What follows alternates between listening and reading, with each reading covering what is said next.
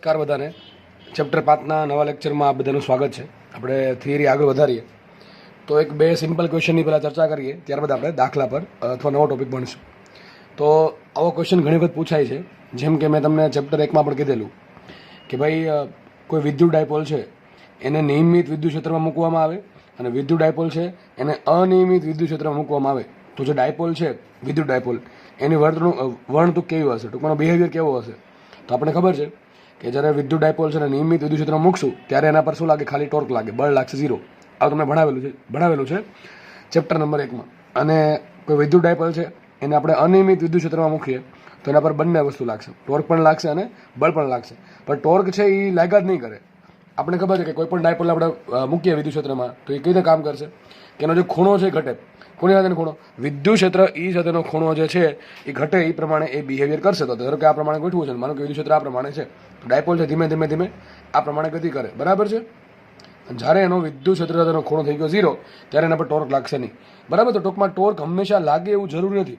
આ બની શકે શરૂઆતમાં ટોર્ક લાગતું હોય, ટોર્કના કારણે શું થશે? ડાયપોલનો વિદ્યુત ક્ષેત્ર સાથેનો ખૂણો ઘટતો જશે. આવું ચેપ્ટર 1ના સંદર્ભમાં વાત કરું છું, બરાબર છે. હવે માનો કે ખૂણો થઈ ગયો 0, મતલબ કે ડાયપોલ છે એને ડાયપોલ મોમેન્ટ વિદ્યુત ક્ષેત્રની દિશામાં આવી ગઈ તો પરિણામી ટોર્ક હશે 0. તો આ કેસમાં હવે ટોર્ક નહીં લાગે. હવે ડિપેન્ડ કરશે જો વિદ્યુત ક્ષેત્ર નિયમિત છે કે અનિયમિત. જો નિયમિત હશે તો ટૂંકમાં આપણે ખબર છે કે જેટલું ધન વિદ્યુત પર બળ લાગે એટલું તે ઋણ પર બળ લાગશે, સેમ ટુ સેમ વેલ્યુનું. અને બંને બળ સમાન મૂલ્યના વિરુદ્ધ દિશામાં છે એટલે પરિણામી બળ 0 હશે. તો એક વસ્તુ બાકી છે, નિયમિત વિદ્યુત ક્ષેત્ર હોય એમાં ડાયપોલ પર પરિણામી બળ 0 હોય. ટોર્ક લાગશે કે નહીં લાગે? આ સ્વરૂપમાં ટોર્ક લાગે. જો ડાયપોલનો વિદ્યુત ક્ષેત્ર કંઈક ખૂણો હશે તો ટોર્ક લાગશે. જો ખૂણો 0 થઈ ગયો ત્યારે ટોર્ક લાગશે નહીં. આવું તમને બધું ભણાવેલું છે ચેપ્ટર નંબર 1માં, તમે વ્યવસ્થિત લખવું પણ હશે. તો એ જ વસ્તુને આપણે અહીંયા ચુંબકના સંદર્ભમાં સમજવાની છે કે માનો કે કોઈ ચુંબકીય સોય છે, એટલે કે શું થયું, કોઈ ચુંબકીય ડાયપોલ મોમેન્ટ છે એને આપણે નિયમિત ચુંબકીય ક્ષેત્રમાં મૂકીએ છીએ તો શું થશે? એના પર પરિણામી બળ હંમેશા 0 હશે. કારણ કે જેટલું બળ n ધ્રુવ પર લાગશે એટલું જ તે વિરુદ્ધ દિશામાં બળ s ધ્રુવ પર લાગશે એટલે પરિણામી બળ 0 થશે. પરંતુ ટોર્ક 0 થશે એવું જરૂરી નથી. ધારો કે આપણે જે ચુંબકીય સોય છે એને નિયમિત ચુંબકીય ક્ષેત્રમાં અમુક ખૂણે મૂકીએ છીએ તો થીટા ખૂણે શું છે? એના પર ટોર્ક લાગશે. પણ આ ટોર્ક લાગશે કઈ રીતે?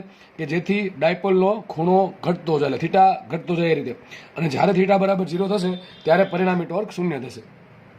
તો લખવું છે જ્યારે ડાયપોલને એટલે કે ચુંબકીય સોયને, હું અહીંયા વાત કરું છું ચુંબકીય ડાયપોલની અથવા ગજિયા ચુંબકની અથવા ચુંબકીય સોયની, એને જ્યારે નિયમિત ચુંબકીય ક્ષેત્રમાં મૂકવામાં આવે ત્યારે થીટા ખૂણે માત્ર ટોર્ક જ લાગશે, બળ લાગશે નહીં.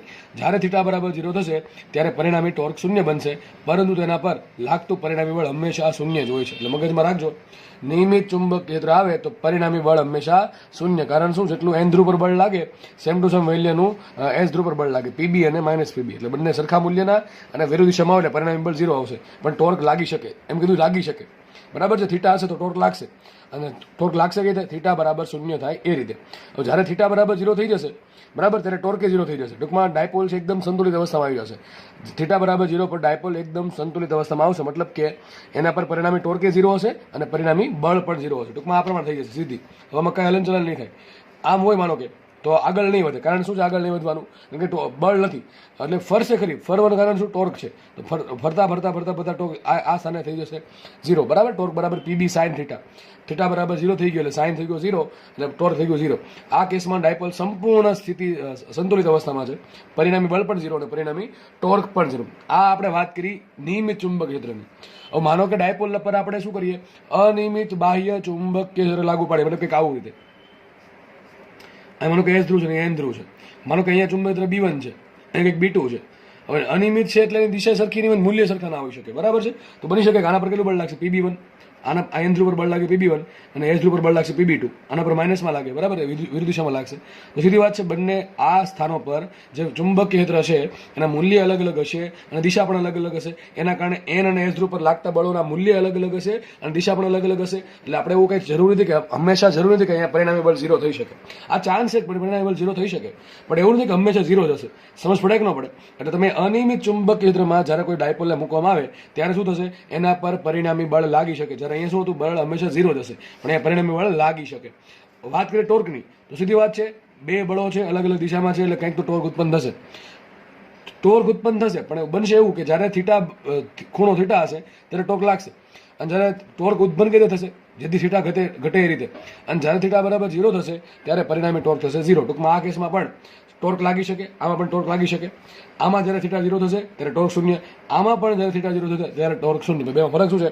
આમાં પરિણામી બળ હંમેશા 0 જ હશે, જ્યારે આમાં પરિણામી બળ શૂન્ય હોઈ શકે નહીં. બની શકે કે બળ શૂન્ય ના હોય. તો લખ્યું છે જ્યારે અનિયમિત ચુંબક ક્ષેત્રમાં આપણે કોઈ ડાયપોલને, ચુંબકીય ડાયપોલને અથવા ગજ્યા ચુંબકને અથવા ચુંબકીય સોયને મૂકીએ ત્યારે એના પર બળ અને ટોર્ક બંને લાગી શકે.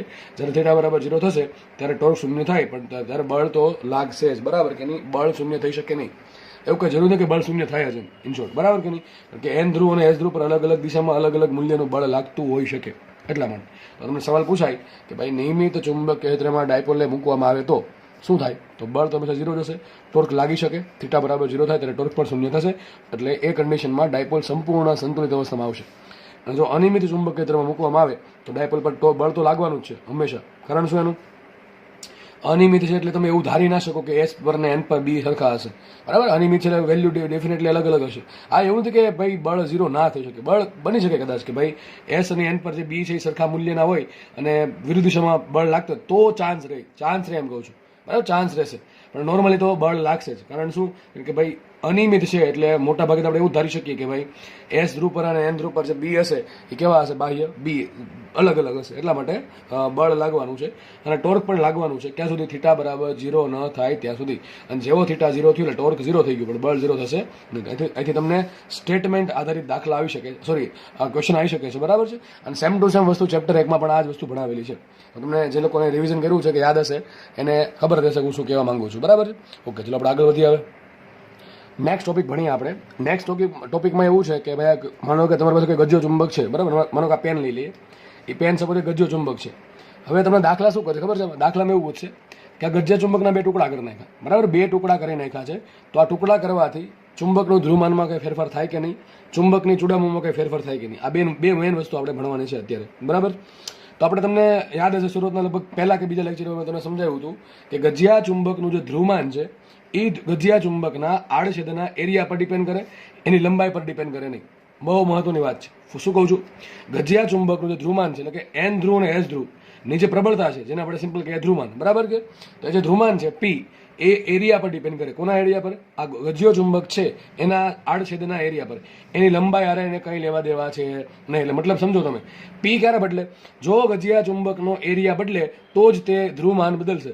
લંબાઈ વધે કે ઘટે ગજિયા ચુંબકના ધ્રુવમાનને કંઈ લેવા દેવા છે નહીં. તો બહુ સિમ્પલ તે સમજાવું છું કે માનો કે ગજિયો ચુંબક છે, એક ધ્રુવ છે એન, એક ધ્રુવ છે એસ. એન ધ્રુવનો ધ્રુવમાન છે +p, બરાબર છે?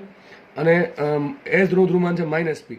આ જે +p ને -p છે એટલે કે જે ધ્રુવમાન p છે એને કોની યાર લેવા દેવા છે? આ આડછેદનો એરિયા જે દેખાય તમને એના યાર લેવા દેવા છે. એ પ્રમાણે અહીંયા આપણે એરિયા હશે. લંબાઈ યાર કોઈ લેવા દેવા છે તો લખ્યું છે p proportional to l છે, sorry p proportional to a છે, પણ p proportional to l⁻0, મતલબ કે લંબાઈથી સ્વતંત્ર છે. હવે માનો કે આ ગજ્યો ચુંબક છે, સિમ્પલ આ ગજ્યો ચુંબક છે, એના બે વચ્ચેથી ગટકા કરી નાખું, આ રીતે, બરાબર? આપણે ગટકા કરી નાખું તો શું થઈ ગયું? એરિયા બદલશે કે નહીં બદલે? સર એરિયા તો નહીં બદલે. હવે એરિયા નહીં બદલે તો ધ્રુવમાન નહીં બદલે, પણ લંબાઈ કેટલી થઈ ગઈ? લંબાઈ એક ચુંબક અહીંયા મળશે, એક ચુંબક અહીંયા મળશે. યાદ રાખો, તમે કોઈ પણ ગજિયા ચુંબકના ગમે એટલા ટુકડા કરો એમાં હંમેશા એન અને એસ ધ્રુવ સાથે જ રહેશે. આ આપણને બધાને ખબર જ છે, બરાબર છે? કે ચુંબકના ટુકડા ગમે એટલા કરવામાં આવે હંમેશા એમાં એન અને ધ્રુવ, એસ ધ્રુવ અને એન ધ્રુવ હંમેશા સાથે જ હશે. ટૂંકમાં તમે એન અને એસ ધ્રુવને ટુકડા કરીને અલગ કરી શકો નહીં, ક્યારેય પણ કરી શકશો નહીં, બરાબર? ટૂંકમાં અહીં શોર્ટમાં એ કહેવા માંગુ છું કે એન ધ્રુવ હશે તો ત્યાં જોડે જોડે ચુંબકમાં એસ ધ્રુવ પણ હશે, બરાબર? તો ચલો સમજીએ આપણે. તો હવે આપણે આ વાત કરી ધ્રુવમાનની. હવે વાત કરીએ ગજ્યા ચુંબકની ચૂડામણી. ટુકડા કરવાથી ધ્રુવમાનમાં શું ફરક પડતો? બે વસ્તુ આવે. જો ટુકડા કરવાથી એરિયા બદલશે તો ધ્રુવમાન બદલશે, જો ટુકડા કરવાથી લંબાઈ બદલશે તો ધ્રુવમાન બદલશે નહીં. વાત કરીએ ચૂડામણી કે ભાઈ ગજિયા ચુંબકના મેં ટુકડા કર્યા તો ચૂડામણીમાં શું ફેરફાર આવે? તો આપણે ખબર છે ગજિયા ચુંબક માટે ચૂડામણી શું આવે? m = pl. હવે જો ટુકડા કરો, જો p બદલતું હોય તો પણ m બદલશે, જો l બદલતું હોય તો પણ m બદલશે, અને જો બંને બદલતું હોય તો પણ m બદલશે. ખબર પડે કે ન પડે? ઇન શોર્ટ કહેવા શું માંગુ છું, ગજિયા ચુંબકના તમે ટુકડા કર્યા, જો એનો એરિયા બદલો આડછેદનો તો ધ્રુવમાન બદલશે. જો ખાલી લંબાઈ બદલે છે, એરિયા બદલતો નથી તો ધ્રુવમાન નહીં બદલે. હવે વાત કરીએ ગજિયા ચુંબકની ચૂડામણી કે તમને પ્રશ્ન આવો પૂછશે, એ ગજિયા ચુંબકના ટુકડા કરી નાખ્યા, ટુકડા કરવાથી ચૂડામણીમાં કેટલો ફરક આવે? તો ચૂડામણી કહેવાય કોને? m = pl ને. હવે માનો કે ટુકડા કરવાથી જો એરિયા બદલશે તો પી બદલશે અને પી બદલશે તો એમ બદલશે. માનો કે બીજી વાત, બીજો કેસ કયો કે ટુકડા કરવાથી લંબાઈ બદલી તો પણ એમ બદલશે. અને ત્રીજો કેસ, ટુકડા કરવાથી જો પી પણ બદલે છે, એલ પણ બદલે છે, તો પણ ચૂડામો બદલશે. ટૂંકમાં ચૂડામોમાં ફેરફાર બે રીતે આવે, પી બદલવાથી અથવા એલ બદલવાથી અથવા બંને બદલવાથી. ઇન શોર્ટ તમારે ત્રણેય કેસ જોવા પડે. જ્યારે આમાં શું કરવું પડે, ધ્રુમાનમાં એક જ કેસ જોવાનો. જો એરિયા બદલશે તો ધ્રુમાન બદલશે, જો લંબાઈમાં વધઘટ થાય પણ એરિયામાં કે ચેન્જીસ ન આવે તો ધ્રુમાન નહીં બદલે. હવે ધ્રુમાન બદલે તો પણ એમ બદલે ચૂડામો, જો એલ બદલે તો પણ ધ્રુમાન બદલે, સોરી ફરીથી બોલું છું, જો ધ્રુમાન બદલશે પી તો પણ ચૂડામો એમ બદલશે, જો ચુંબકની લંબાઈમાં વધઘટ થાય તો પણ એમમાં બદલશે, અને ધ્રુમાન અને લંબાઈ બેમાં ચેન્જીસ આવતા હોય તો પણ ચૂડામોમાં બદલાવ આવશે. આ વસ્તુ આપણે એક એક્ઝામ્પલથી સમજીએ તો વધારે આપણને મગજમાં ઉતરશે. અને બને તો ટોપિકને ગોખવાનો જરા પણ પ્રયત્ન કરવો નહીં, કારણ કે દાખલા ગમે રીતના પૂછશે, આપણને જેટલું સમજેલું હશે વ્યવસ્થિત એટલું તમને વધારે ક્લિયર કટ આઈડિયા આવશે. ચલો શું કહે છે જો રકમ વાંચીએ આપણે. ગજિયા ચુંબકના તેની લંબાઈને લંબ, ખાસ શબ્દ વાંચો, શું કીધું, લંબાઈને લંબ 3 ભાગ કરવામાં આવે છે. માનો કે દોર્યું છે મેં, એક ગજિયો ચુંબક છે, એનો એસ ધ્રુવ ધારો કે અહીંયા છે, એન ધ્રુવ અહીંયા છે, ધારો કે લંબાઈ છે એની કેટલી એન એલ છે, બરાબર, અને લંબાઈ એલ છે. જે એનો એસ ધ્રુવ છે, માનો કે ટુકડા કર્યા પહેલા એનું ધ્રુમાન -p છે, અને એન ધ્રુવ છે, ધારો કે એનું ટુકડા કર્યા પહેલા ધ્રુમાન +p છે, તો આ ગજિયા ચુંબકની ચૂડામો કેટલી આવશે, m બરાબર pl, બરાબર, p ઇન્ટુ પ્લસ ધ્રુમાન p ગુણ્યા 2 ધ્રુવ વચ્ચે અંતર, આવું તમને શીખવાડ્યું છે, m બરાબર pl. તો આટલી ચૂડામો હતી. હવે ક્વેશ્ચન એમ છે કે આ ગજિયા ચુંબકના તેની લંબાઈને લંબ 3 ભાગ કર્યા. તો ક્વેશ્ચન વાંચીએ આપણે. આ ચુંબક માટે ચૂડામો એમ તથા ધ્રુમાન p છે, એવું લખવું પડશે. કોની આની વાત કરે છે, આમ લખી નાખો મૂળ ચુંબક માટે. ચલો, મૂળ ચુંબક માટે ચૂડામો એમ તથા ધ્રુમાન p છે. તમને શું કહે છે, એક ગજિયો ચુંબક છે, માનો કે લંબાઈ લખી નાખું છું, મૂળ ચુંબકની લંબાઈ l લેવી, મૂળ ચુંબકની લંબાઈ એલ લો. જો કે આ કઈ જરૂર નથી આપવાની, ચાલશે, પણ માનો કે ગજિયો ચુંબક છે, એની લંબાઈ એલ છે, એસ નું ધ્રુમાન છે -p, એનું ધ્રુમાન છે +p, તો આપણે ખબર ચૂડામો કેટલી આવશે, m બરાબર pl. તો રકમના દાખલો એમ કહે છે એક ચુંબક છે, એની ચૂડામો m છે, ધ્રુમાન p છે. હવે આ ગજિયા ચુંબકના એની લંબાઈને લંબ 3 ભાગ કરવામાં આવે છે. તો શું કહે છે, ક્વેશ્ચન આવો છે, તો મળતા નાના ટુકડા માટે પરિણામી ચૂડામો તથા પરિણામી ધ્રુમાન મેળવો. આપણે એક વિચારીએ, ચલો શું થશે. માનો કે ગજિયો ચુંબક છે, બરાબર છે, એ આ પ્રમાણે લંબાઈ છે એની, માનો કે એલ લંબાઈ છે, આ એસ ધ્રુવ, આ એન ધ્રુવ, આ -p છે, આ +p છે, અને આનું ચૂડામો શું આવશે, m બરાબર p ઇન્ટુ l. હવે આપણે કરીએ છીએ આ ચુંબકના ટુકડા કઈ રીતે કરશું, ખાસ સમજવાનું છે. એની જે લંબાઈ છે એને લંબ કરશું. તો લંબ કેમ આમ થાય ને, આ પેલો ટુકડો, આ બીજો ટુકડો, આ ત્રીજો ટુકડો, બરાબર, આ પેલો ટુકડો થઈ ગયો, આ બીજું થઈ ગયું, અને આ ત્રીજો થઈ ગયો. એ સાઈડમાં દોર્યા છે. જો કે તમારે દોરવાની જરૂર નહીં પડે, આ તો જસ્ટ તમને સમજવા માટે મેં દોર્યું છે. વિચારો, તો આ પ્રમાણે 3 ટુકડા મને મળ્યા. વિચાર કરો, 3 ટુકડામાં બદલાનું શું, એરિયા બદલાશે. વિચારો, તમે આમ ટુકડા કરો, આ તમારે ભાઈ આ પેન છે, એ પેના 3 ટુકડા લંબાઈને લંબ કરો, એક આ ટુકડો, એક આ ટુકડો, ને આ ટુકડો. તો જે નાનો ટુકડો મને આટલો મળ્યો, આ ટુકડો જે નાનો મળશે એનો એરિયા બદલશે કે નહીં બદલે, એરિયા કોઈ બદલવાનો નથી. ધારો કે આનો એરિયા એ છે, તમે લંબાઈને લંબ 3 ટુકડા કરો, આનો પણ બધાનો એરિયા કેટલો રહેશે, એરિયા એ જ રહેશે. દરેક ટુકડાનો એરિયા કેટલો હશે, એ હશે. તો ચલો, લંબાઈ બદલી હશે, લંબાઈ તો બદલશે. આની લંબાઈ કેટલી આવશે, l/3, આની લંબાઈ આવશે l/3, અને આની પણ લંબાઈ આવશે l/3. આપણે કોઈ એક ટુકડા માટે ચૂડામો શોધવાનું છે અને એક ટુકડા માટે ધ્રુમાન શોધવાનું છે. તો ધ્રુમાન ક્યારે બદલે, વિચાર કરો. લંબાઈ બદલવાથી ધ્રુમાન બદલે ના સર, તમે હમણાં સમજાવ્યું છે કે ધ્રુમાન ક્યારે બદલે, જો ચુંબકનો આડછેદનો એરિયા બદલે તો જ ધ્રુમાન બદલે. લંબાઈ બદલવાથી એને કાંઈ ફરક પડતો નથી. તો વિચાર કરો, આ પ્રમાણે ટુકડા કરશો તમે, 3 ટુકડા કર્યા, તો આ ચુંબકનો જે સાઈડનો એરિયા છે એ બદલશે સર, કોઈ બદલાવ નહીં આવે. બદલાવ નહીં આવે તો એરિયા કેવો થઈ ગયો છે, તો લખું છે અહીંયા, અહીં આડછેદનું ક્ષેત્રફળ કે આડછેદનો એરિયા, ક્રોસ સેક્શન એરિયા, એ કેવો, અચળ. એ અચળ, ધ્રુમાન કેવું, માટે ધ્રુમાન p પણ કેવું, ધ્રુમાન p અચળ. કેવું થઈ ગયું, અચળ થઈ ગયું. લંબાઈ બદલી કે ન બદલી, આ લંબાઈ બદલી ગઈ. લંબાઈ થઈ જશે કેટલી, l/3. શું થઈ જશે, લંબાઈ થઈ ગઈ l/3. સમજ પડે કે ન પડે. તો ચાલો આ ટુકડો વિચારીએ, તો આ ટુકડામાં ધ્રુમાન કેટલું રહેશે, -p +p રહેશે. કારણ શું, એરિયા બદલતો નથી. આ s ધ્રુવ આવશે, n ધ્રુવ આવશે, અહીંયા sn, અહીંયા આવશે sn. યાદ રાખો, s અને n કોઈ છૂટા પડે નહીં. એટલે આ ટુકડો છે એનો એરિયા કેટલો થઈ ગયો, એ છે, તો આ ધ્રુમાન કેટલું છે, -p થાય, કેટલો આવશે, -p જ આવશે. અહીંયા પણ આવશે -p, અહીંયા આવશે +p. આના પર ધ્રુમાન -p +p, આના માટે પણ -p ને +p.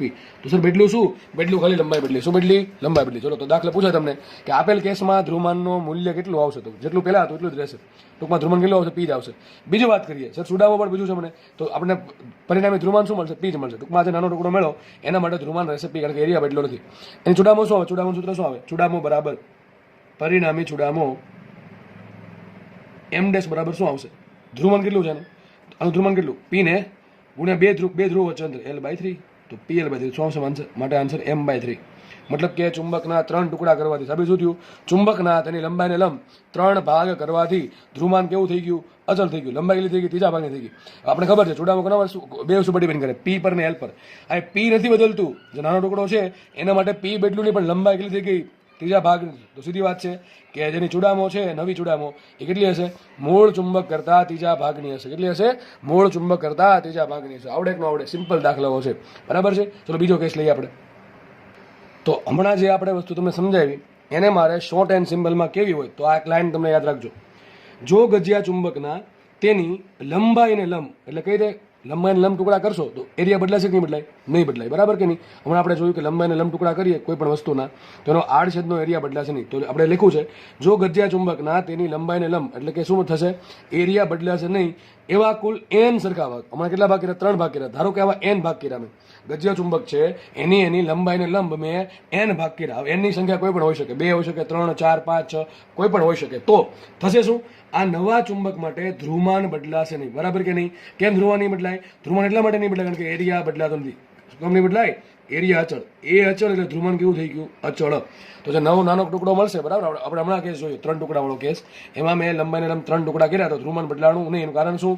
એરિયા બદલાતો નથી. જો એરિયા બદલાય તો જ ધ્રુવમાન બદલાય. જો એરિયા ના બદલાય તો ધ્રુવમાન રહેશે અચળ. જો લંબાઈ બદલાય તો ધ્રુવમાનને કાંઈ લેવા દેવા છે નહીં, બરાબર છે. તો સમજીએ આપણે ગજિયા ચુંબકના લંબાઈને લંબ n ટુકડા કર્યા તો શું થશે? એમાં એરિયા કોઈ બદલાવ નહીં આવે. એરિયામાં બદલાવ નહીં આવે તો જે નવું નાનું ચુંબક છે એના માટે ધ્રુવમાન બદલાશે નહીં. પણ લંબાઈ કેટલી થઈ જશે? લંબાઈ થઈ જશે નવી લંબાઈ l/n. લખું છું નવી લંબાઈ કેટલી હશે? મૂળ લંબાઈ કરતા n માં ભાગની. સીધી વાત છે. l લંબાઈનો ચુંબક હતો એને તમે n ભાગ કરો છો લંબાઈને લંબ, તો નવા ચુંબક છે એની નવી લંબાઈ કેટલી આવશે? l/n આવશે. તો એક તો વાત ચૂડામોની કરી, ધ્રુવમાનને કરી, ધ્રુવમાન બદલાશે નહીં. હવે વાત કરીએ ચૂડામો. ચૂડામો શું આવે? m બરાબર p × l પરથી, m બરાબર pl પરથી. તો જે નવું ચુંબક નાનું મળશે, બરાબર છે, એમાં p તો બદલાતું નહીં પણ લંબાઈ થઈ ગઈ, n માં ભાગની થઈ. તો સીધી વાત છે કે જે નવું m' મળશે એ કેટલું હશે? મૂળ ચૂડામો કરતા n માં ભાગનું. લખ્યું છે નવા નાના ચુંબક માટે ચૂડામો કેટલી આવશે? m' બરાબર કેટલી આવશે? p રહી ગયું એમને, મને l કેટલું આવશે? l/n, બરાબર ને? તો શું આવશે? ટૂંકમાં n માં ભાગની થશે. ટૂંકમાં 100% તમારે યાદ રાખવાનું છે કે ગજિયા ચુંબકના લંબાઈને લંબ ભાગ કરશું તો એરિયા નહીં બદલાય, ખાલી લંબાઈ બદલાશે. લંબાઈ બદલાશે તો ધ્રુવમાનમાં કોઈ ફરક નહીં પડે. ધ્રુવમાન કેવું રહે? અચળ રહી. અને લંબાઈ થઈ જશે l/n. પણ જે ચૂડામો છે એ બે વસ્તુ પર ડિપેન્ડ કરે, ધ્રુવમાન પર પણ કરે અને લંબાઈ પર પણ કરે. જો ધ્રુવમાન બદલાણું તો પણ બદલાય એમ, જો લંબાઈ બદલાય તો પણ બદલાય, અને જો બંને બદલાય તો પણ બદલાશે. તો અહીંયા તો ખાલી ધ્રુવમાન બદલતું નથી. શું બદલાય? ખાલી લંબાઈ બદલાય છે એટલે ચૂડામો પણ બદલાશે. તો ચૂડામો અહીં લંબાઈ થઈ ગઈ n માં ભાગની, તો ચૂડામો પણ આવશે n માં ભાગનો. ચલો આગળ વધીએ, બીજો કેસ લઈએ. બીજા કેસમાં આવું છે, માનો કે આ ગજિયો ચુંબક છે, બરાબર છે. હવે એનો છે ને ઊભા ભાગ નથી હોતો, આડા ભાગ કરો. બની શકે ના બની શકે? બની શકે ભાઈ. તમે એને લંબાઈને લંબ નથી ભાગ કરતા. કેમ કરો છો? લંબાઈને સમાંતર ભાગ કરો છો. સમજ પડે કે ન પડે? એ ગજિયો ચુંબક છે, તમે એના લંબાઈને લંબ ભાગ નથી કરતા. કેમ ભાગ કરો છો? આ પ્રમાણે સમાંતર ભાગ, ટૂંકમાં આમ કાપી નાખવાનું છે. તો કેસ લીધો છે મેં અહીંયા તમને સમજાવવા માટે. ચલો કેસ કંઈક આવો છે. એક ગજિયા ચુંબકના તેની લંબાઈને સમાંતર 3 ભાગ કરવામાં આવે છે. આ ચુંબક માટે ચૂડામો m તથા ધ્રુવમાન p છે. શું કહે છે? એક મેન ચુંબક હતો, મૂળ ચુંબક. એ મૂળ ચુંબક માટે ચૂડામો m છે, ધ્રુવમાન p છે. આ જે મૂળ ચુંબક છે, મોટો ચુંબક, એનું શું કર્યું આપણે? લંબાઈને સમાંતર 3 ભાગ કર્યા. દેખાય છે 3 ભાગ, 1, 2, 3 ભાગ કરવામાં આવે છે. તો નાના ચુંબક જે મળતું નાનું ચુંબક છે એના માટે પરિણામે ચૂડામો તથા ધ્રુવમાન મેળવો છો. એ લખ્યું છે મેં. જો એક મોટો ચુંબક છે, એની લંબાઈ કેટલી છે? એની લંબાઈ છે l. કેટલી છે લંબાઈ? છે એમ. ધારો કે જે s ધ્રુવ છે એનું ધ્રુવમાન -p છે અને જે n ધ્રુવ છે એનું ધ્રુવમાન +p છે. ટુકડા કર્યા પહેલાની વાત છે. ચૂડામો કેટલી આવશે?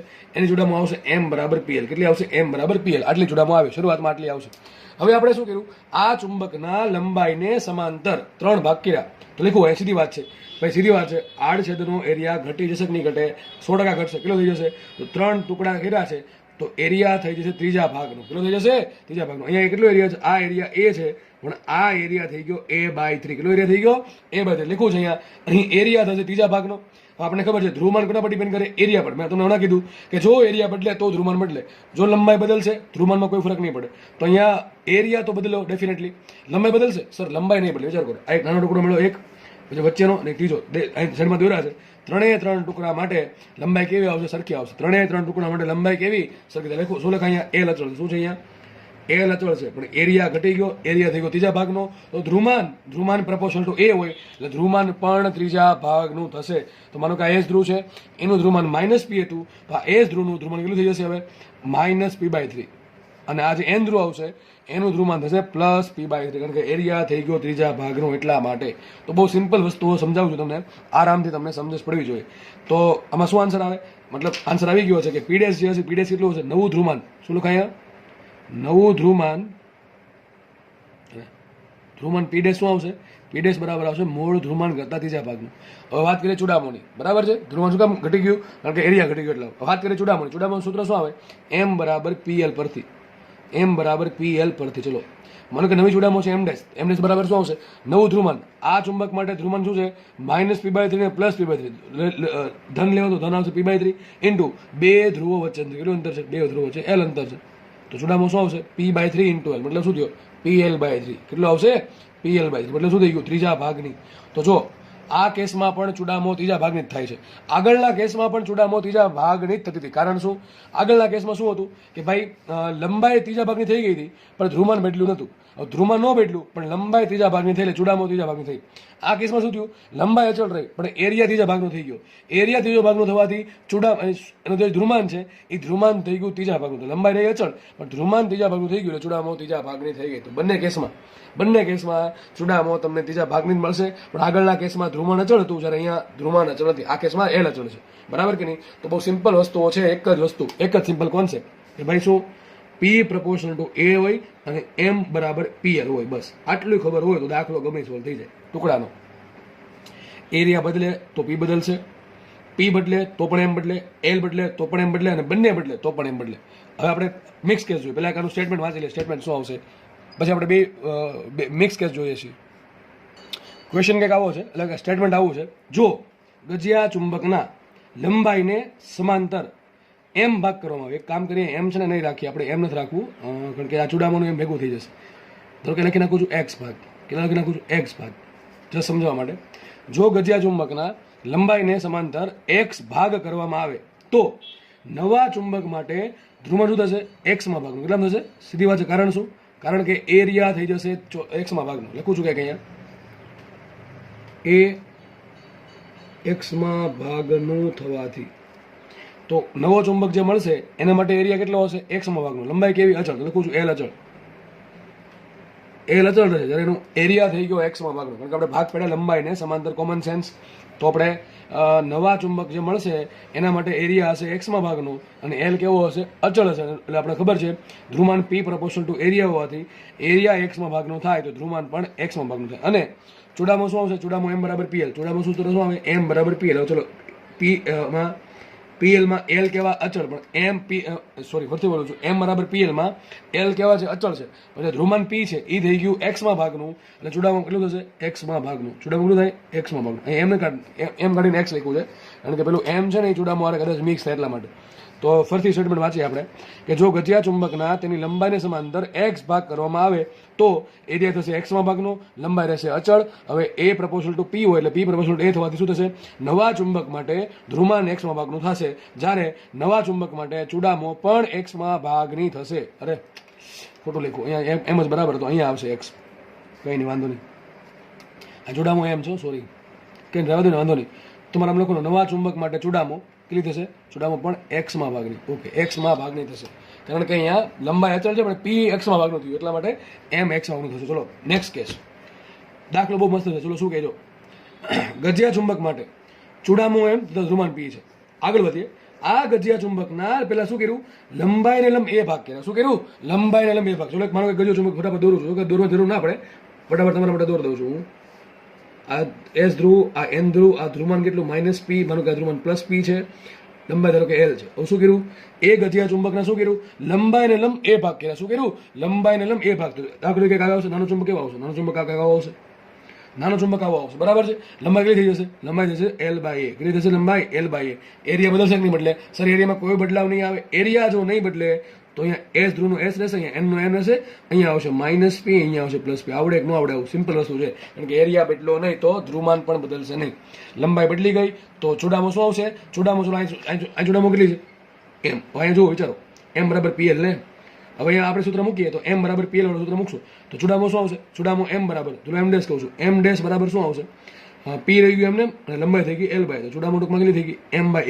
ટૂંકમાં આપણે હમણાં ભણ્યા કે ભાઈ આ પ્રમાણે ભાગ પડીએ n ભાગ, જોડામો n માં ભાગ નહીં થાય, પણ ધ્રુવમાન બદલે નહીં.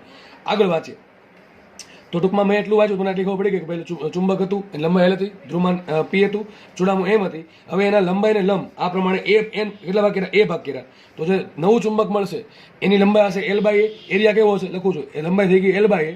એરિયા કેવો હશે? A હશે અચળ. કેવો હશે? એરિયા અચળ હશે, એટલે ધ્રુવમાન થઈ ગયું અચળ. જોડામો શું આવશે? જોડામો આવશે PL જેવું, M બરાબર PL પરથી શું આવશે? P રહી ગયું P અને લંબાઈ રહી ગઈ L બાય L, જોડામો થઈ જશે M બાય A. એટલે ટૂંકમાં જોડામો એમાં ભાગને થઈ, જે મૂળ ચુડામો હતી એના કરતા એમાં ભાગને થઈ. આગળ વધી, આગળ કંઈક લખે છે લોકો, શું કહે છે જો. ત્યારબાદ મળતા નવા ચુંબક, આની વાત કરે છે. આજે નવું ચુંબક મળ્યું, મળતા ચુંબકના લંબાઈને સમાંતર બી ભાગ કર્યા. શું કર્યું? આજે નાનું ચુંબક મળ્યું એમાં શું કર્યા? લંબાઈને સમાંતર બી ભાગ કર્યા. ટૂંકમાં આમ ભાગ પાડવાનો છે, આ રીતે. હવે કેટલા ભાગ પાડવાના છે? બી ભાગ. ચલો બી ભાગ પાડીએ તો માનો કે આવું કંઈક ચુંબક મળશે, પાતળું એવું એકદમ. આજે નવું ચુંબક મળશે, લંબાઈ કેટલી હશે? આટલી જ હશે ને, કારણ કે આમાંથી ભાગ પડ્યા છે. તો આ થઈ ગઈ લંબાઈ L બાય. આ કેસમાં લંબાઈ કેવી? અચળ.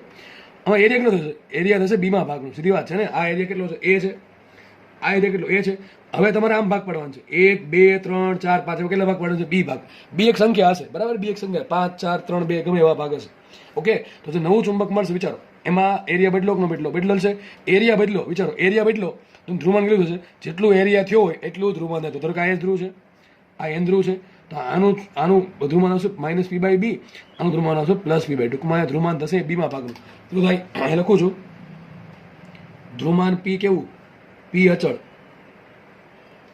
લંબાઈ શું થઈ? એમાં ભાગની કેટલી? L by A. A કેવું? અચળ. આ જોડામો શું થઈ ગઈ? જોડામો થશે એમાં ભાગની, કારણ કે લંબાઈ એમાં ભાગની થાય એટલા માટે શું છે? M by A. ચલો અહીં લખીએ આપણે. આ જે કેસ છે, આ કેસ એમાં શું થઈ ગયું? A કેટલું થઈ ગયું? બીમાં ભાગનું. ધ્રુવમાન કેટલું થશે? પેલા ચુંબક હતો અને આગળનો એનું બીમાં ભાગ, ધ્રુવમાન બીમાં ભાગનું મતલબ કેટલું થઈ જશે? આગળ જે હતું એનું બીમાં ભાગ, એટલે P બાય B થઈ જશે. ઓકે, ચલો આગળ વધીએ. લંબાઈ કેવી એની? લંબાઈ કેટલી હતી આગળ? L by. તો લંબાઈ કેવી? અચળ ને. લંબાઈ L બાય A અચળ. હવે વાત કરીએ ચુડામો. ચલો ચુડામો શું આવશે? વિચારો. ચુડામો. ચલો ચુડામો શું લખાય? બોલો. આની ચુડામો લખતા તમને આવડી જોઈએ. ચુડામોનું સૂત્ર શું આવે? ધન ધ્રુવમાન ગુણ્યા 2 વચ્ચે અંતર, તો શું આવશે? L by. તો ચુડામો શું આવશે? P by B into L by A. તો આ તમને મળી ગઈ છેલ્લી ચુડામો, અને આ તમને મળી ગયું છેલ્લું ધ્રુવમાન P બાય B. તો જે છેલ્લો ચુંબક મળશે, છેલ્લો ચુંબક, આ પહેલો ચુંબક હતો, પેલા આમ ભાગ પડ્યા, પછી આમ ભાગ પડ્યા. તો આવું કરવાથી છેલ્લે થયું શું? પેલા ચુડામો કેટલી હતી શરૂઆતમાં? આ મૂળ માટે, અને આ થઈ ગયું અંતિમ માટે. પેલા ધારો કે ધ્રુવમાન P છે, હવે થઈ ગયું P બાય B. એના એ પર લંબાઈ લંબ ભાગ કર્યા, એનાથી ચુડામો કોઈ ફરક પડવા નથી, પણ એનાથી આપણે શેમાં ફરક પડશે? ચુડામો ફરક પડશે. પછી આપણે શું કર્યું છે? A ભાગ વાળો ચુંબક હતો એના B સમાંતર ભાગ કર્યા, લંબાઈ સમાંતર. તો શું થઈ ગયું?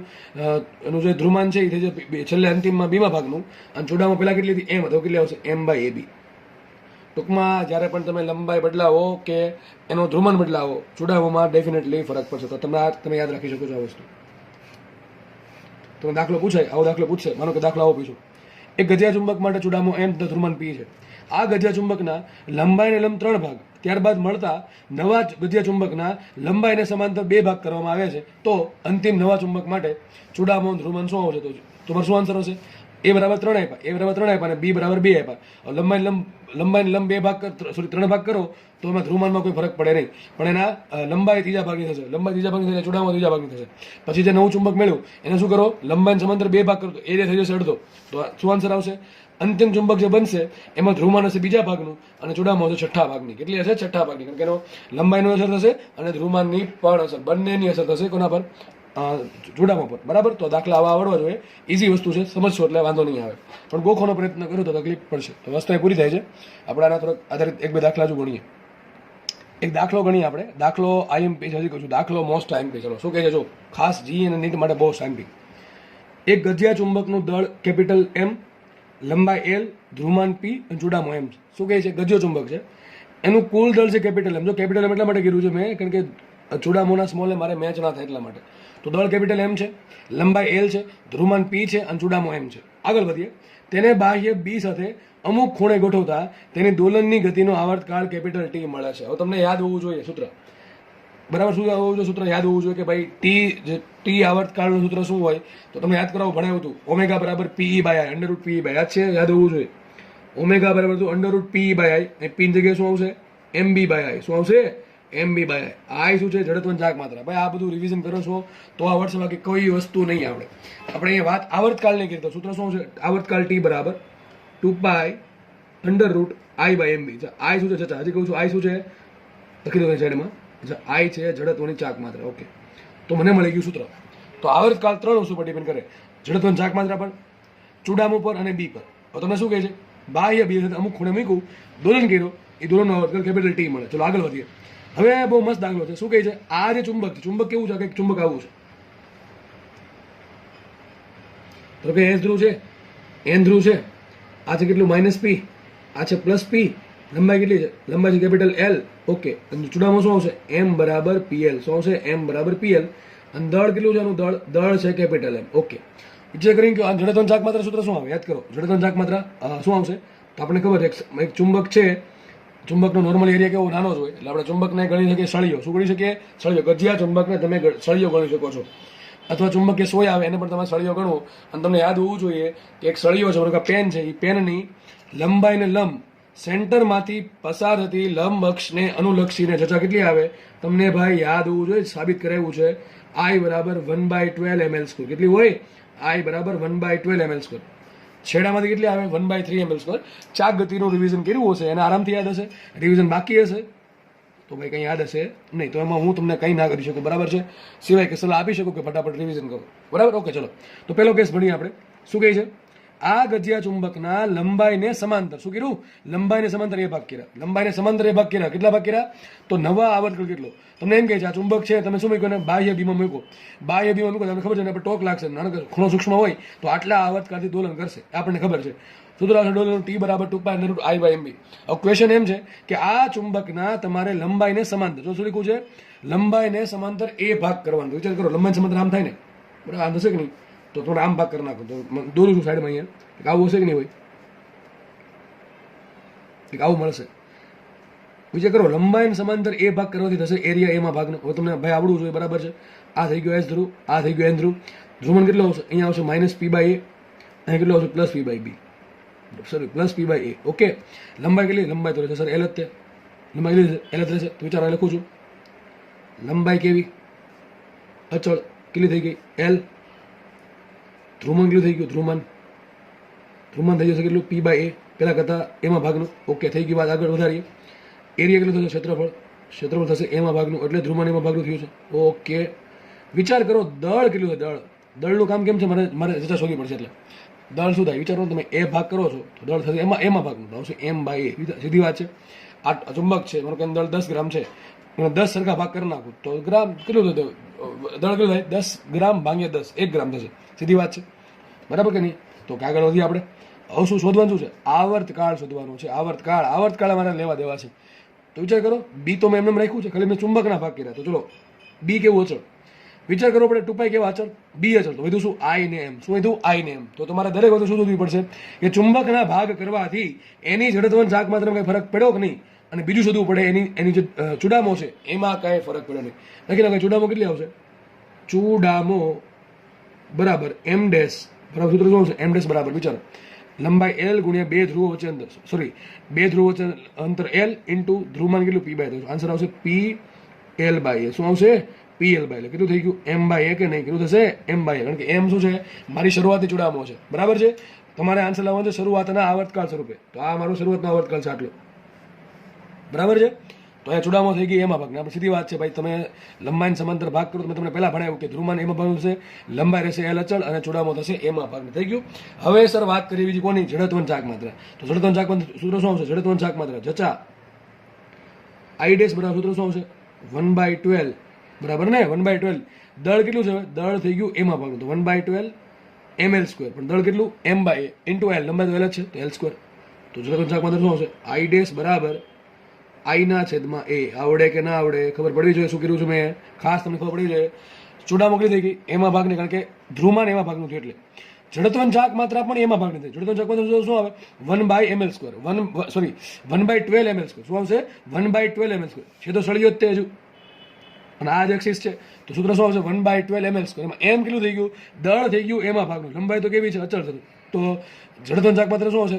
I ડેશ બરાબર 1/12 નવું દળ m/a ઇન્ટુ લંબાઈ l સ્ક્વેર. તો કેટલી થઈ ગઈ જડતા? આપણે પણ 1/12 ml સ્ક્વેર શું કીધું? I કીધું. તો કેટલી થશે? જડત્વની ચાક માત્ર એમાં ભાગની થઈ જશે, કારણ કે દળ થઈ ગયું એમાં ભાગનું, એટલા માટે. તો ચેક કરો, નવો આવર્તકાળ શું આવશે? લખી શકાય. આવર્તકાળ શું આવે? આવર્તકાળ t proportional to I/m. તો એ કામ દાખલો ગણું છું અહીંયા આપણે. આ નવો દાખલો બીજા પેજમાં ગણી નાખશું, બરાબર છે. તો શું આવશે અહીંયા? તો નવો આવર્તકાળ, આ કેસમાં નવો આવર્તકાળ ટી ડેશ પ્રપોઝલ ટુ શું આવશે? I dash by m dash ને, બરાબર ને. આ બે બદલી ગયો એટલે શું આવશે? I dash by m dash. B કેવું? અચળ. 2π કેવું અચળ? તો મૂકી દો સીધી કિંમત માટે. ટી ડેશ બરાબર શું આવશે? આ કેટલું થઈ ગયું? એમાં ભાગનું. કેટલું થઈ ગયું? એમાં ભાગનું. તો શું આવશે? ચલો સીધું મૂકું છું અહીંયા. અહીંયા આવશે I/a ને અહીંયા કેટલો આવશે? m ડેશ આવશે m/a. અરે સોરી, આ m/a. તો એ તો ઉડી ગયા. શું થઈ ગયું? એ તો ઉડી ગયા. તો શું આવશે માટે? ટી ડેશ બરાબર આવશે ટી. શું આવશે? ટી ડેશ બરાબર ટી. ત્યાં આવ્યું શું? I/m પ્રપોઝલ ટુ આવશે અહીંયા. પ્રપોઝલ ટુ I/m જ આવશે. પણ I/m તો ટી કહેવાય. તો મતલબ શું થયો?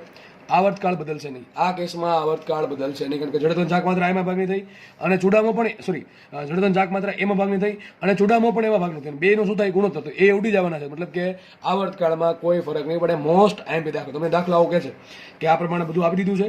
આ ચુંબકના તેની લંબાઈને સમાંતર 20 ભાગ કરવામાં આવે અને જો નાના ભાગને સમાન ચુંબકીય ક્ષેત્રમાં સૂક્ષ્મ ખૂણે ગોઠવવામાં આવે તો એની જે દોલન ગતિ થાય છે એમાં ઓમેગા કેટલું રહી, આવર્તકાળ કેટલો રહી અથવા આવૃત્તિ કેટલી રહી. મેં તમને આવર્તકાળ માંગ્યો છે, બરાબર. તમને બીજી વસ્તુ પણ માંગી શકે.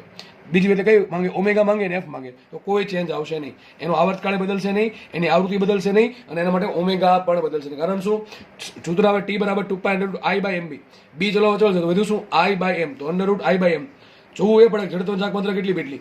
જોવું એક પડે ચૂડામાં કેટલી બદલી. ચૂડામાં થશે એમાં ભાગની અને જડત્વની ચાક માત્ર પણ થશે એમાં ભાગની. તો બેનું છેદ કિંમત મૂકશો તો અહીંયા આવશે I/a, અહીંયા આવશે m/a. એ ઉડી ગયા. વધુ શું? I/m. તો √I/m જ વધ્યું. ટૂંકમાં આવર્તકાળ જે પહેલા હતો એટલો ને એટલો રહેશે. ચલો બીજો કેસ સોલ્વ કરીએ. બીજા કેસમાં શું છે? તેની લંબાઈને લંબ બી ભાગ કરીએ. ચલો જોઈએ આમાં કેટલો થશે આવર્તકાળ. અલગ પેજમાં ગણું છું હું. દાખલો ગણીએ આપણે. હવે જો લંબાઈને લંબ બી ભાગ કરવાનો મતલબ એમ નહીં પહેલા એ ભાગ કરીને પછી એમાંથી બી ભાગ કરવાનો. ના, શરૂઆતમાં કીધા છે કે આ બે દાખલા અલગ અલગ છે, બરાબર. તમને કોઈ એક દાખલો પૂછશે. મેં તમને એકમાં બે ગણાવ્યા છે. ટૂંકમાં તમારે મૂળ ચુંબકના જ બી ભાગ કરવાનો છે. એવું નહીં કે પેલા મૂળ ચુંબક છે ને એ ભાગ કર્યા પછી જે એ ભાગ વાળો મળ્યો એના બી ભાગ કરો. એમ પણ દાખલો સોલ્વ થઈ જ છે, બરાબર. એમાં કંઈ ફરક ન પડે. પણ એ દાખલો અલગ જ છે. ટૂંકમાં બીજો દાખલો અલગ છે. તો શું કરશું આપણે? એક નવો મૂળ ચુંબક હતો, એના માટે બધી વસ્તુ આટલી છે. હવે શું કરશું? એના લંબાઈને લંબ બી ભાગ કરશું. શું કરશું? લંબાઈને લંબ બી ભાગ. તો ચલો આ ચુંબક છે, લંબાઈ L છે, દળ M, ટૂંકમાં બધી વસ્તુ લખેલી છે. હવે શું કરીએ? લંબાઈને લંબ એટલે ટૂંક આમ ભાગ કરશું ને તો નાનો ચુંબક એક આવો મળશે. આ છે એનો S ધ્રુવ, આ છે N ધ્રુવ. વિચારો લંબાઈ કેટલી થઈ ગઈ? હવે લંબાઈને લંબ બી ભાગ લંબાઈ કેટલી થઈ જશે એની? L/b. શું લંબાઈ આવશે? L/b. લંબાઈ થઈ ગઈ બીમાં ભાગની. એરિયા બદલશે ને, એરિયા તો એનો એ જ રહેશે. તો ધ્રુવમાન શું રહેશે? અહીંયા આવશે -p ને અહીંયા આવશે +p. તો લખતો જાઉં છું અહીંયા હું સાઈડમાં લખતો જાઉં. ધ્રુવમાન કેટલો આવશે? ધ્રુવમાન p કેવું? અચળ. ક્ષેત્રફળ એ કેવું? અચળ. એટલે ધ્રુવમાન અચળ છે. ક્ષેત્રફળ એ અચળ. લંબાઈ કેટલી થઈ ગઈ? લંબાઈ બરાબર થશે કેટલી? બીમા ભાગની. લખું છું બીમા ભાગની. નવી લંબાઈ, નવું બધું લખું છું આના માટે. તો નવી લંબાઈ આવશે બીમા ભાગની. થઈ ગયું આટલું. આગળ વધીએ. હવે જુદું કોની પડશે? દળની. આ દળ કેટલું થશે? વિચારો. દળ થશે શું? બીમા ભાગનું એટલે કેટલું થશે? m/b. બરાબર કે નહીં? નવું દળ આવશે m/b. આગળ વાત કરીએ. એની લંબાઈ બદલી ગઈ, બી બદલી ગયું, દળ બદલી ગયું.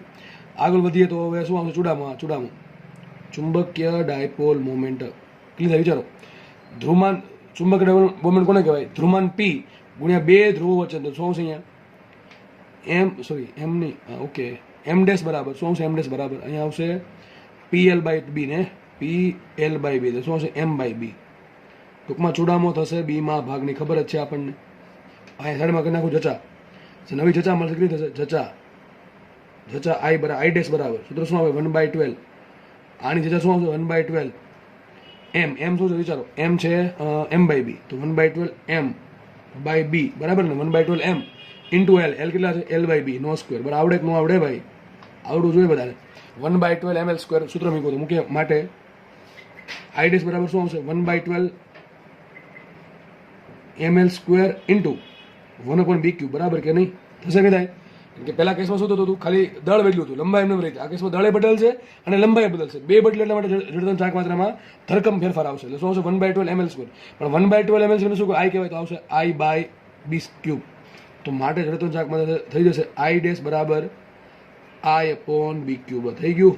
આગળ વધીએ આપણે, આગળ વધીએ તો હું કે કિંમત સૂત્ર શું આવે, T પ્રપોર્શનલ ટુ √I/m પરથી, I/m પરથી મૂકે કિંમત T' બરાબર T ડબલ ડેશ કહું, ચલો ને, T ડબલ ડેશ બરાબર T double dash proportional two શું આવશે, √I' મૂકે કિંમત પ્રપોર્શનલ ટુ I' બરાબર શું મૂકો, I/b³ છેદમાં M' બરાબર શું મૂકો, M/b. કારણ કે છૂટામાં થઈ ગઈ બીમાં ભાગની, જડત્વની ચાક માત્ર થઈ ગઈ I/b³, I/b એટલે b³ માં ભાગની, બરાબર, એવું કહી શકો તમે. તો સીધી વાત છે કે ભાઈ અહીંયા શું વધશે, b³ ને b³ આવશે નીચે, b જશે ઉપર, તો નીચે b² વધે. શું વધે, b². તો સૂત્ર આવું બની ગયું 1/√I/m × b², બરાબર ને. તો લખાઈશું માટે T' પ્રપોર્શનલ ટુ 1/b², જેનું વર્ગમૂળ શું નીકળે 1/b ઇન્ટુ શું આવશે, ઇન્ટુ આવશે I/m. તો I/m T કહેવાય કે ન કહેવાય, યાદ છે ને, I/m શું કહેવાય, પ્રપોર્શનલ T. તો સાબિત થઈ ગયું. માટે T ડબલ ડેશ એટલે બીજો કેસ જે છે એમાં કેટલો આવર્તકાળ મળશે, બીમાં ભાગનો. કેટલો મળશે, બીમાં ભાગનો. જવાબ આવી ગયો, જવાબ આવી ગયો આપણો કે નવા કેસમાં, એટલે બીજા કેસમાં જો તમે ચુંબકના લંબાઈને લંબ બી ભાગ કરશો તો જે નવો આવર્તકાળ હશે એ મૂળ આવર્તકાળના બીમાં ભાગનો હશે. તમને દાખલા પૂછે કે આ બધું આપી દીધું, તમે કીધું કે આ ચુંબકના લંબાઈને લંબ 5 ભાગ કરવામાં આવે તો નવો આવર્તકાળ શું હશે, 5મા ભાગનો. આવૃત્તિ શું હશે, 5 ગણી હશે.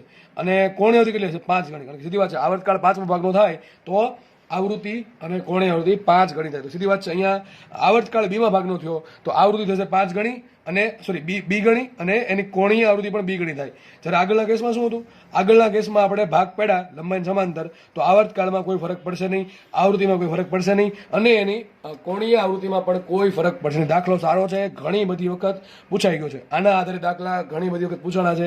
મોસ્ટ આઈમ્પી દાખલો, એકદમ સારો દાખલો છે. વિચારવાનું શું, I ને M, I બદલે તો પણ T બદલશે, M બદલે તો પણ T બદલશે, પણ બેમાં ફેરફાર જો સરખો હોય તો ટીમાં કોઈ ફેરફાર થશે નહીં. પણ આ કેસમાં જો લંબાઈને લંબ ટુકડા કરશું તો જેટલા તમે ટુકડા કર્યા છે એટલામાં ભાગનો તમારો આવર્તકાળ થઈ જશે, આવૃત્તિ એટલા ગણી થઈ જશે, અને કોણીય આવૃત્તિ પણ એટલા ગણી થઈ જશે. દાખલો સારો છે, બરાબર. આપણે આગળ વધીએ તો દાખલો થોડોક વ્યવસ્થિત તૈયાર કરશો તો તમને વધારે મજા આવશે, તો આરામથી સમજાઈ જશે.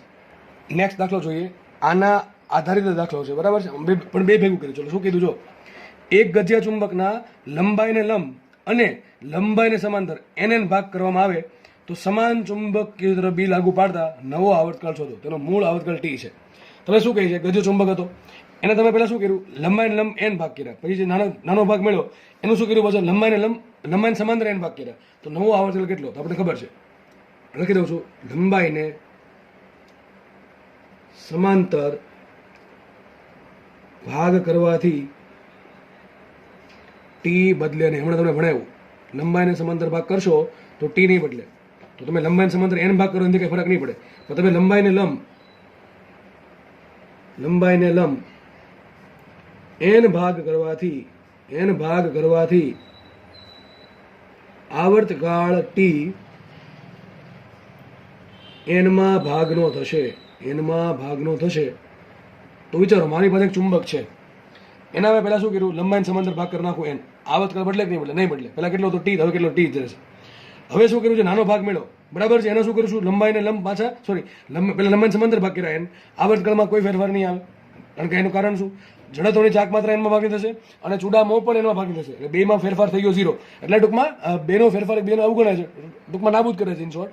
એટલે શું સાબિત થશે કે લંબાઈને સમાંતર N ભાગ કરવાથી શું થશે, એટલે કહું છું, લંબાઈને સમાંતર N ભાગ કરવાથી આવર્તકાળ T નહીં બદલે, પણ લંબાઈને લંબ N ભાગ કરશો તો આવર્તકાળ Tમાં ભાગનો થશે. આપણે બે કર્યું, તો સમાંતર ભાગ કર્યા N ભાગ, એની આવર્તકાળ પર કોઈ અસર નથી, પણ તમે લંબાઈને લંબ જે N ભાગ કર્યા એના કારણે આવર્તકાળ Nમાં ભાગનો થાય. તો બેને કારણે શું થશે, N સમાંતર ભાગ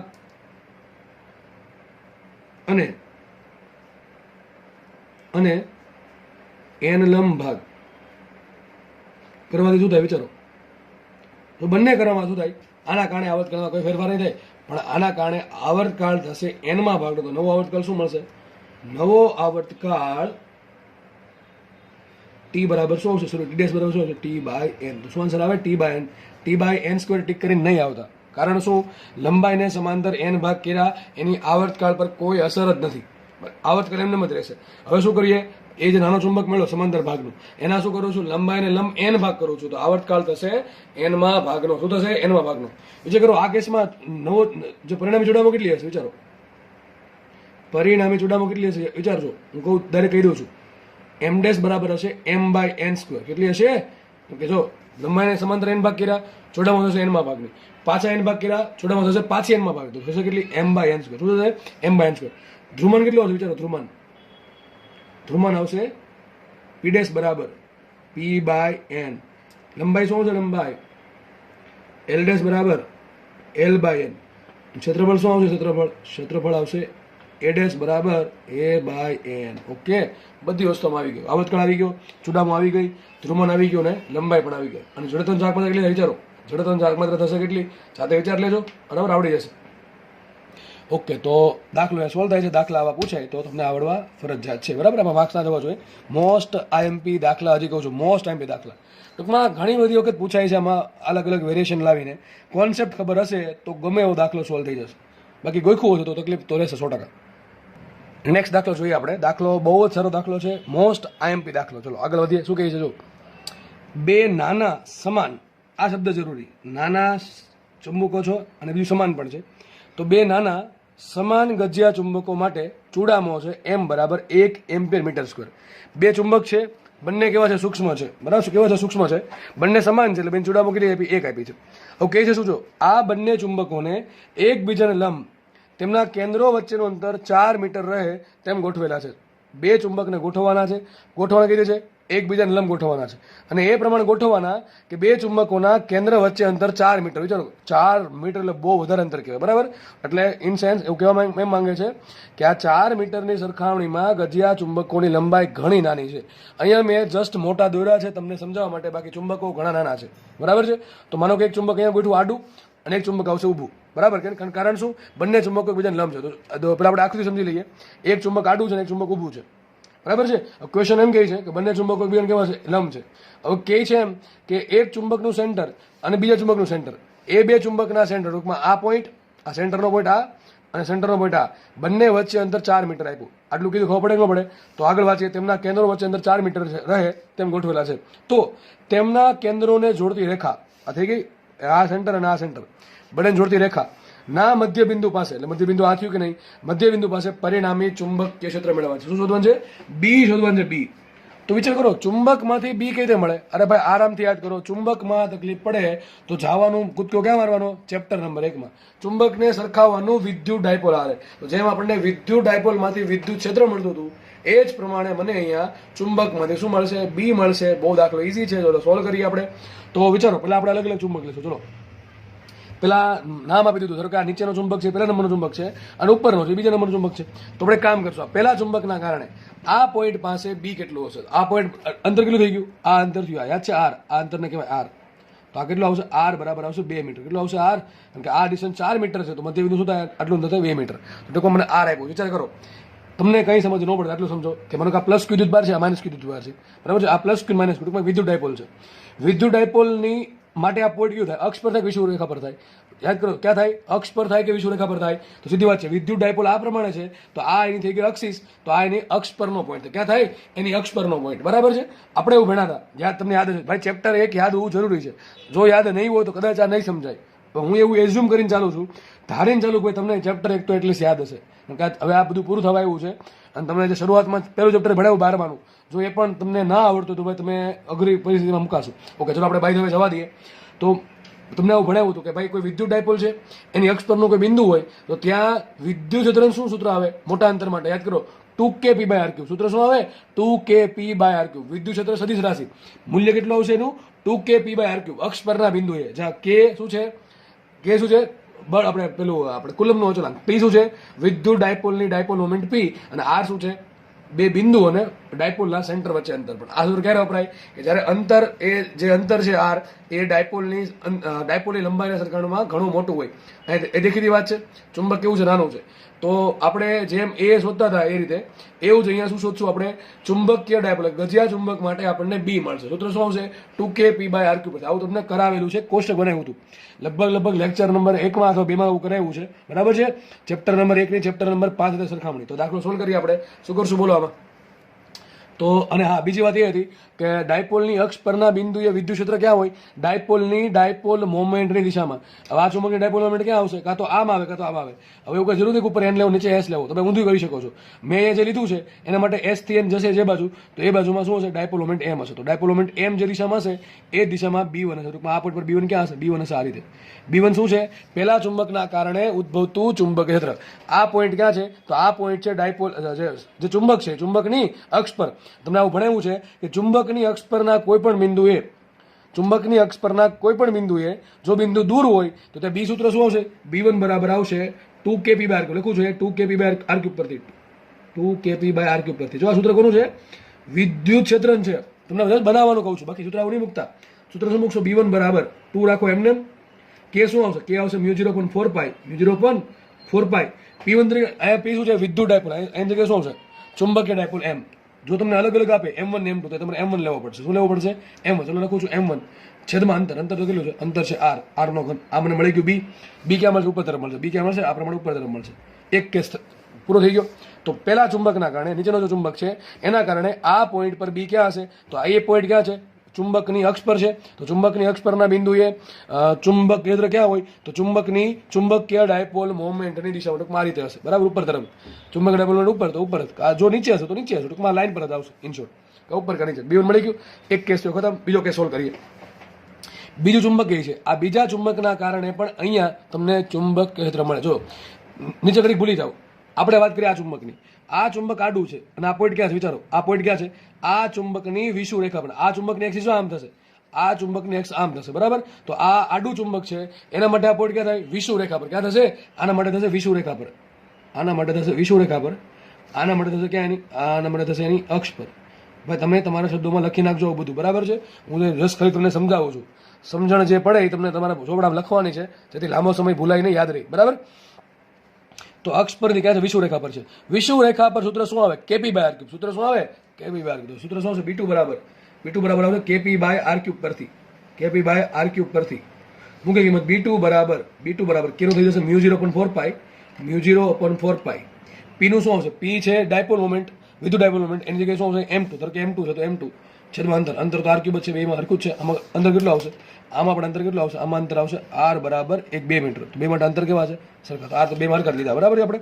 ઓકે, હવે વાત કરીએ દિશાની. ચલો તો જુઓ સાહેબ, અહીંયા આપણે ચુંબક છે કેવું આડું છે, એના માટે આ પોઈન્ટ વિષુવ રેખા પર છે. તમને આવું ભણાવ્યું હતું કે વિદ્યુત ડાયપોલની વિષુવ રેખા પરના બિંદુએ વિદ્યુત ક્ષેત્ર ક્યાં હોય, ચુંબકની અથવા ડાયપોલની વિદ્યુત ડાયપોલ મોમેન્ટની વિરુદ્ધ દિશામાં. આના માટે ચેપ્ટર 1 રિવિઝન કરેલું 100% હોવું જોઈએ. તો આ એવું જ અહીંયા ચુંબકમાં લાગુ પડશે કે ચુંબકની વિષુવ રેખા પરના બિંદુએ ચુંબક કેન્દ્ર ક્યાં મળશે, ચુંબક કેન્દ્ર મળશે આપેલ ચુંબકની ચુંબકીય ડાયપોલ મોમેન્ટની વિરુદ્ધ દિશામાં. કારણ કે આગળ માઇનસ આવે, સૂત્ર શું આવે, -kp/r3. બરાબર છે ને. સૂત્ર આવશે -kp/r3 ઇન્ટુ P કેરેટ. અહીંયા આવશે -μ0.4π m/r3 ઇન્ટુ માઇનસ આવશે, અથવા આગળ માઇનસ આવશે M કેરેટ. તો તમને ખબર હોય છે. હવે આ ચુંબકની ચૂડામો ક્યાં હશે, ચૂડામો હશે S થી. તો આ બાજુ હશે કે નહીં હોય, આ બાજુ હશે ને, M2 હશે આ બાજુ. એની વિરુદ્ધ દિશામાં ટૂંકમાં આમાં લાગશે, આમ લાગશે B2. ભાઈ તમે N અહીંયા લેશો, S અહીંયા લેશો ને તો B2 આ બાજુ લાગશે. તમે S અહીંયા N તો B2 નામ લાગશે. ઇન શોર્ટ કોઈ પણ કેસમાં તમે SN ગમે નામ આપો, બેમાં SN ગમે નામ આપો. B1 ને B2 કેવા હશે લંબ, તો લખાઈશું અહીંયા B1 લંબ B2. તો પરિણામી B શું આવશે, પરિણામી B આવશે B બરાબર, વિચારો શું આવશે, B1² પ્લસ B2² નું વર્ગમૂળ. આવડે એક નોડ. સૂત્ર શું આવે, સદિશ B બરાબર B1² plus B2² plus 2B1 B2 cos 90 cos 90 0. આ તમારો જવાબ આવી ગયો. હવે આ તમારે કિંમત મૂકવાની છે. તો B1 બરાબર શું મૂકશો, આટલા મૂકશો. B2 બરાબર મૂકશો આટલા. ચલો આમાં લખી નાખું છું અહીંયા. M1 બરાબર M2 બરાબર કેટલા આપ્યા, M આપ્યા આપણને, ટૂંકમાં એક જ આપ્યા છે. ટૂંકમાં M કોમન આવશે બેમાંથી. પછી R1 બરાબર R2 બરાબર R કેટલા આપ્યા આપણને, 2 મીટર. કેટલા આપશે, 2 મીટર. આ છે SI એકમમાં. તો આવી ગયું. તો વધે શું ખાલી વિચારો. તો લખાશે આવું, બીમાંથી કોમન શું આવશે? બી બરાબર કોમન શું આવશે? B1માંથી 2 નો વર્ક કરશું, બધો વર્ક કરશું, કોમન શું આવશે? આટલો જો આપણે જેટલું આપત છે એટલું જ આપત છે, કારણ કે મ્યુ0 બાય 4 માર્કું M1 છે M2, કારણ કે શું કીધું M બરાબર 1 બે માટે સરખા આપ્યા છે અને R ક્યુબ બેમાં કેવા સરખા છે. તો કોમન શું નીકળશે? કોમન નીકળશે આટલો પદ mu upon 4 into M upon R cube. અહીંયા શું આવશે વિચારો? અહીંયા શું વધે? 2 નો વર્ગ વધે ને, તો શું 2 નો વર્ગ પ્લસ અહીંયા વધશે 1 નો વર્ગ. ભાઈ વ્યવસ્થિત મૂકશો કે તો આ બધી ખબર પડી જશે.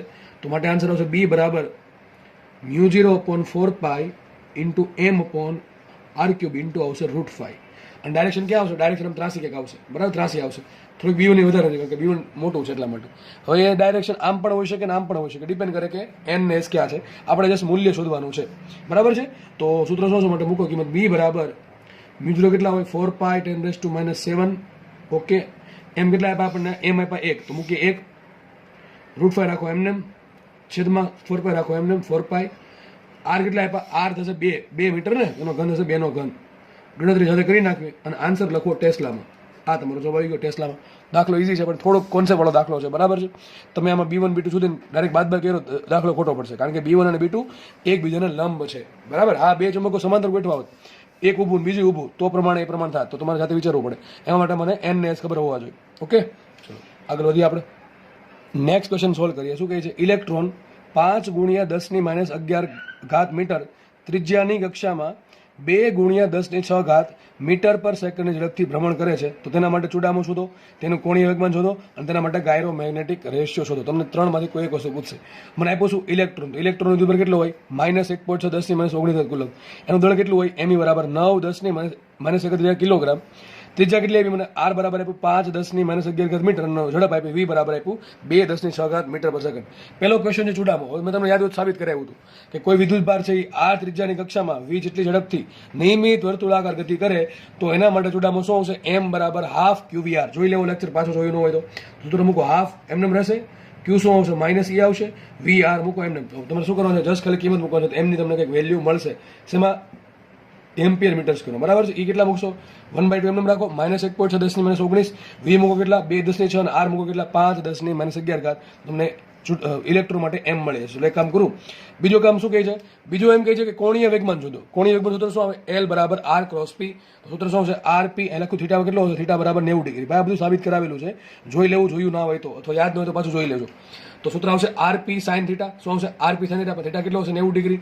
કારણ કે નિયમિત વર્તુળાકાર ગતિમાં સદિશ R અને સદિશ P, એટલે કે વેગમાન અને R બે એકબીજાને કેવા હોય? લંબ હોય.